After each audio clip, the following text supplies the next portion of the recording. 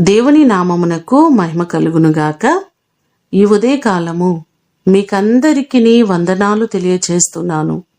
ఈ దినము మిమ్ములను బలపరచు దేవుని మాట, ఐశ్వర్యమును గొప్పతనమును నీ వలన కలుగును. మొదటి దినవృత్తాంతములు 29వ అధ్యాయము 12వ వచనం. ఒక వ్యక్తికి ఐశ్వర్యమును గొప్పతనమును అనుగ్రహించు దేవుడు ఆయనే.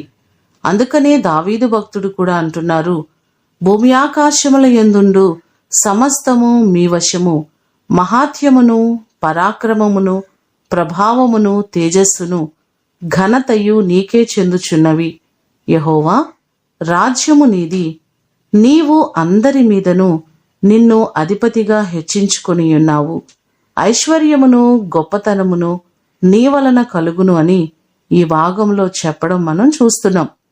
దావీదు దేవునికి ఇష్టడుగా ఉన్నాడు కాబట్టి దావీదును విడిచిపెట్టకుండా గొర్రెలు కాసుకునే వ్యక్తిని మహారాజుగా చేసినట్లుగా మనము చూస్తున్నాం.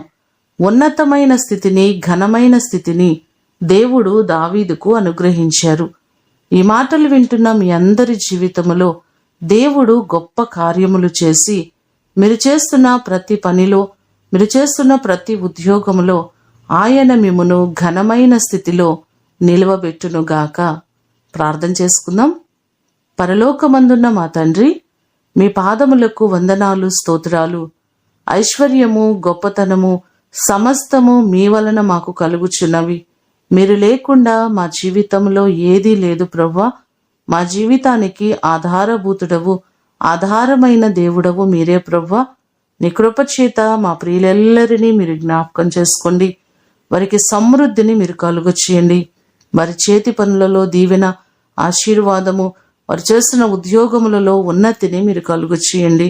వారి చేతుల కష్టార్జితములను దీవించి ప్రతి వారికి నీ కృపాక్షేమములు తోడుగా ఉంచుమని యేసు అతి ఘనమైన నామమున అడిగి వేడుకొని పొందియున్నాము తండ్రి.